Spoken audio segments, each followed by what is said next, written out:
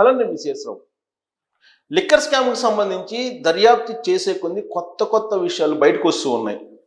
ప్రకాశం జిల్లాలో ఒక అసెంబ్లీ నియోజకవర్గానికి 8 కోట్ల రూపాయలు చెవిరెడ్డి భాస్కర్ రెడ్డి ఈ లిక్కర్ స్కామ్ డబ్బులు తరలించారు అనేది తాజాగా అక్కడ ఇన్వెస్టిగేషన్లో తేలినటువంటి అంశం. ఏపీసీఐడి తేల్చినటువంటి అంశంగా ఇప్పుడు సర్వత్రా వినిపిస్తుంది. మరి ఆ 8 కోట్ల రూపాయలు ఏ కాన్స్టిట్యున్సీకి ఇచ్చారు, ఎవరు ఆ 8 కోట్ల రూపాయలు తీసుకున్నారు, ఎవరెవరు వాటిని పంచారు, ఆ 8 కోట్లలో జేబులో ఎంత వేసుకున్నారు, ప్రజలకు ఎంత పంచారు, ఇవన్నీ తేల్చేటువంటి పనిలో ఇప్పుడు ఏపీసీఐడి ఉంది. అయితే లిక్కర్ స్కామ్ సంబంధించినటువంటి డబ్బులు చెవిరెడ్డి భాస్కర్ రెడ్డి గారికి ఎందుకు వెళ్ళాయి అనే దాని మీద ఇప్పుడు సిఐడి వాళ్ళు విచారణ చేస్తూ ఉన్నారు. ఈ విషయం లీక్ కావడంతో ఇమీడియట్గా శ్రీలంక వెళ్ళిపోవడానికి రెడీ అయ్యారు చెవిరెడ్డి భాస్కర్ రెడ్డి గారు. అక్కడికి వెళ్ళి కొలంబోలో ఇక్కడ నుంచి బెంగళూరు నుంచి కొలంబోకి బుక్ చేసుకున్నారు ఫ్లైట్ టికెట్. బెంగళూరులో ఉండేటువంటి అక్కడ సెక్యూరిటీ వాళ్ళు ఐడెంటిఫై చేశారు. ఇమ్మిగ్రేషన్ అధికారులు ఈయన మీద ఉండే లుక్అవుట్ నోటీస్ను పరిశీలించి అక్కడ కూర్చోబెట్టారు. ఆంధ్రప్రదేశ్ పోలీసులకి సమాచారం ఇచ్చారు. దాంతో ఆంధ్రప్రదేశ్ పోలీసులు అక్కడికి వెళ్ళారు. అక్కడికి వెళ్తే అక్కడ ఇమ్మిగ్రేషన్ అధికారులు ఈయన్ని అప్పచెప్పారు ఆంధ్రప్రదేశ్ పోలీసులకి. అక్కడి నుంచి విజయవాడకి తీసుకొచ్చారు. ప్రస్తుతం విచారిస్తూ ఉన్నారు చెవిరెడ్డి భాస్కర్ రెడ్డిని. అసలు చెవిరెడ్డి భాస్కర్ రెడ్డిని ఎందుకు విచారించారు, ఆయనకు లుక్అవుట్ నోటీసులు ఎందుకు జారీ చేశారు అని అంటే, లిక్కర్ స్కామ్కు సంబంధించి ఆల్రెడీ జైల్లో ఉన్నటువంటి కసిరెడ్డి రాజశేఖర్ రెడ్డి, ధనుంజయ రెడ్డి, అలాగే బాలాజీ గోవిందప్ప, వీళ్ళందరూ కలిసి ఈ స్కామ్కు పాల్పడ్డారు అనేది ఏపీసీఐడి చెప్తోంది. ఈ ఏపీసీఐడికి సంబంధించి విచారణలో వెలుగులోకి వచ్చిన అంశం ఏంటంటే, చెవిరెడ్డి భాస్కర్ రెడ్డి మొత్తం ఎన్నికల సందర్భంగా ఏ కాన్స్టిట్యున్సీలకి ఎంత డబ్బు పంచాలి అనేది ఆయన ద్వారానే జరిగింది. జగన్మోహన్ రెడ్డి గారికి అత్యంత నమ్మకస్తుడు చెవిరెడ్డి భాస్కర్ రెడ్డి గారు. అందుకే ఆయన ద్వారానే ఈ పంపిణీ మొత్తం జరిగిందని చెప్తున్నారు. అయితే పర్టికులర్గా ఒంగోలు లోక్సభ పరిధిలో ఒక అసెంబ్లీ నియోజకవర్గానికి 8 కోట్లు ఇచ్చారు ఈ లిక్కర్ డబ్బులు సాలిడ్గా. కరెక్ట్గా ఆ పాయింట్ దగ్గరే ఈ మొత్తం లిక్కర్ స్కామ్కి సంబంధించిన విచారణ టర్న్ అయ్యింది అని చెప్తున్నారు. లేదంటే చెవిరెడ్డి భాస్కర్ రెడ్డి మీద అనుమానం వచ్చిండేది కాదు. ఈ 8 కోట్ల రూపాయలు ఒకే కాన్స్టిట్యున్సీలోకి ఇచ్చి ఆ కాన్స్టిట్యున్సీలో డబ్బులు పంచమని చెప్తే అక్కడ ఉండేటువంటి వాళ్ళు కొంతమంది ఆ 8 కోట్లలో 2 కోట్లు వెనకేసుకొని మిగతా 5 కోట్లు పంచారు. దీంతో వైఎస్ఆర్ కాంగ్రెస్ పార్టీలోనే అంతర్గతంగా దీని మీద పెద్ద ఎత్తున చర్చ జరుగుతుంది ప్రకాశం జిల్లాలో. అసలు ఈ అమౌంట్ ఎక్కడి నుంచి వచ్చింది ఏంటి అనే దాని మీద ఇప్పుడు ఎంక్వైరీ నడిస్తే తీగలాగితే డొంక కదిలినట్టుగా లిక్కర్ స్కామ్కి తగిలింది. ఆ లిక్కర్ స్కామ్కి తగిలితే కసిరెడ్డి రాజశేఖర్ రెడ్డి దాదాపు 245 కోట్ల రూపాయలు లిక్కర్ స్కామ్కి సంబంధించిన డబ్బులు ఎన్నికల్లో కొంతమందికి పంపిణీ చేశారు చెవిరెడ్డి భాస్కర్ రెడ్డి గారి ద్వారా అనేది ఒక ఇన్ఫర్మేషన్గా ఇప్పుడు ఏపీసీఐడి భావిస్తోంది. ఆ దిశగా ఎంక్వైరీ నడుస్తుంది. ఇంకొక వైపు మిథున్ రెడ్డికి సంబంధించిన కంపెనీ, ఆ కంపెనీలకి కొంత అమౌంట్ 5 కోట్ల రూపాయలు వెళ్ళింది.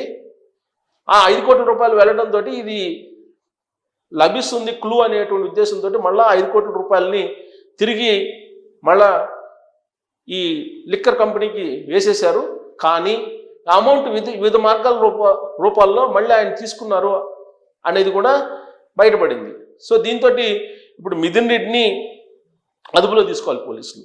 మిథున్ రెడ్డిని అదుపులో తీసుకోవాలంటే లోక్సభ స్పీకర్ అనుమతి కావాలి, దీనికి ఢిల్లీ అనుమతులు కావాలి. సో అందుకే లోకేష్ ఢిల్లీ వెళ్ళున్నారు. ఇప్పుడు బహుశా కేంద్ర హోంశాఖ మంత్రి అమిత్ షా గారిని కలిశారు. అమిత్ షా గారితో ఈ కేసు గురించి ఖచ్చితంగా అప్డేట్ చేసి ఉంటారు లోకేష్. దీంట్లో ఎలాంటి సందేహం కూడా అవసరం ఉండకపోవచ్చు. కారణం ఏంటంటే కేంద్ర హోంశాఖ మంత్రి అమిత్ షా గారిని కలిశారంటే లోకేష్ గారు ఇతరత్ర విషయాలు ప్రస్తావించాల్సిన అవసరం లేదు.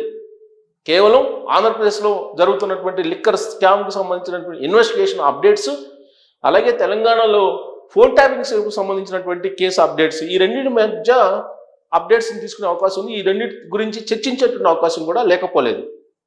దానికంటే ఈ లిక్కర్ స్కామ్ గురించే, ఎందుకంటే భారతదేశంలో ఏ రాష్ట్రంలో జరిగిన విధంగా లిక్కర్ స్కామ్ ఆంధ్రప్రదేశ్లో జరిగింది. కొన్ని వేల కోట్ల రూపాయల స్కామ్ జరిగింది.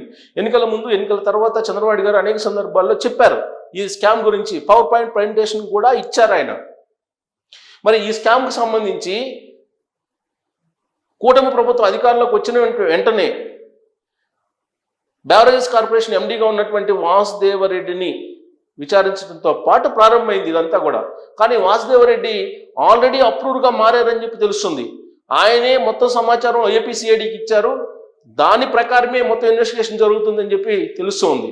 దాంట్లో భాగంగానే విజయసాయిరెడ్డి గారు ఆల్రెడీ లీకులు ఇస్తున్నారు. విజయసాయిరెడ్డి గారు అవసరం అయితే నేను మొత్తం చెప్తానని చెప్పి చెప్తున్నారు. ఆయన కూడా అప్రూవ్గా మారేందుకు సిద్ధం అవుతున్నారు అని కూడా తెలుస్తుంది.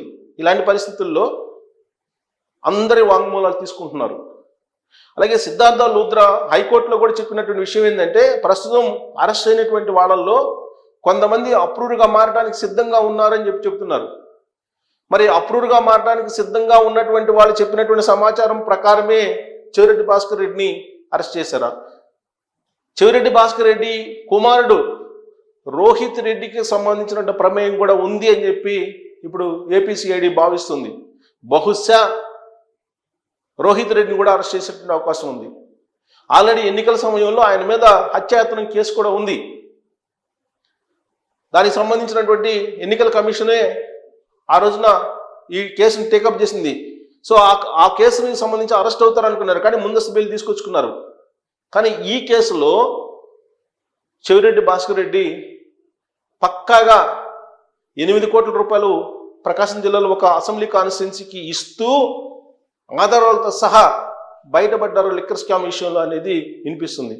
విచిత్రమైన పరిణామం ఏంటంటే, ఈ 8 కోట్లలో ఒక 2 కోట్లు మండల స్థాయికి సంబంధించినటువంటి 2 లీడర్లకు చేరాయి. అక్కడే మొత్తం బయటపడింది అని చెప్పి కూడా తెలుస్తుంది. ఒక ఎస్సీ కాన్స్టిట్యున్సీకి సంబంధించి 8 కోట్లు ఈయన ఇచ్చారని తెలుస్తుంది. ఆ ఎస్సీ కాన్స్టిట్యున్సీలో మాజీ మంత్రి పోటీ చేశారు. ఆయన మండల లీడర్లకు ఇస్తే మండల లీడర్ 2 కోట్ల రూపాయలు వెనకేసుకున్నారు. కరెక్ట్గా ఆ వెనకేసుకున్న దగ్గరే ఈ మొత్తం వ్యవహారం బయటకు వచ్చింది. అసలు ఈ డబ్బులు ఎక్కడి నుంచి వచ్చినాయి, ఎవరిచ్చారు, ఎంత పెంచారు, మిగతా డబ్బులు ఎక్కడికి వెళ్ళి, ఇవన్నీ చర్చ జరుగుతున్నటువంటి క్రమంలోనే లిక్కర్ డొంక కదిలింది, లిక్కర్ తీగ తగిలింది. సో దీంతో ఆయన్ని ఇవాళ పోలీసులు అదుపులో తీసుకుని విచారిస్తున్నారు. బహుశా చెవిరెడ్డి భాస్కర్ రెడ్డి దగ్గరే పూర్తి సమాచారం ఉంటుంది లిక్కర్కి సంబంధించి. ఎందుకంటే జగన్మోహన్ రెడ్డి గారికి అత్యంత సన్నిహితంగా ఉంటూ వచ్చారు ఎలక్షన్ టైంలో, 2024 ఎలక్షన్ టైంలో. ఆయనే ఆయా నియోజకవర్గాలకు సంబంధించినటువంటి సర్వే రిపోర్ట్స్ కానీ అభ్యర్థులకు సంబంధించిన ఎంపికలో కీలకంగా వ్యవహరించారు. చిత్తూరు జిల్లా నుంచి ఒంగోలు ఎంపీగా పోటీ చేయడానికి చెవిరెడ్డి భాస్కర్ రెడ్డిని తీసుకొచ్చారు జగన్మోహన్ రెడ్డి గారు. సో అక్కడి నుంచి పోటీ చేసి గెలవడానికి పెద్ద ఎత్తున ఖర్చు పెట్టారు. లిక్కర్ స్కామ్కి సంబంధించిన డబ్బులన్నీ కూడా ఎక్కువగా ఒంగోలు లోక్సభ పరిధిలోనే ఖర్చు పెట్టారని కూడా తెలుస్తోంది. అందుకే ఆయన ఖర్చు పెట్టిన డబ్బు మీద నిఘా పెట్టింది ఆంధ్రప్రదేశ్ సిఐడి.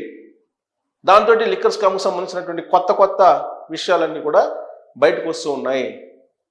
సో రాబోయేటువంటి రోజుల్లో మరి చెవిరెడ్డి భాస్కర్ రెడ్డి ఇచ్చేటువంటి వాంగ్మూలం దాన్ని బేస్ చేసుకొని మరింత మంది అరెస్ట్ అయ్యేటువంటి అవకాశం ఉందని చెప్పి తెలుస్తోంది. ఇప్పటికే కొన్ని వందల మందిని విచారించారు ఈ కేసులో, 10ల సంఖ్యలో అరెస్టులు కూడా చూపించారు. ఇప్పుడు చెవిరెడ్డి భాస్కర్ రెడ్డి గారు వంతు వచ్చింది. నెక్స్ట్ మిథున్ రెడ్డా లేదంటే రోహిత్ రెడ్డా, ఈ ఇద్దరిలో ఒకళ్ళు అరెస్ట్ కావడానికి అవకాశం ఉంది త్వరలోనే. దీంతో ఈ కేసు ఆల్మోస్ట్ ఫైనల్కి వచ్చి అసలు దీని సూత్రధారి ఎవరు, పాత్రధారులను అయితే అందరినీ ఆల్మోస్ట్ కదిలించారు ఏపీసీఐడి.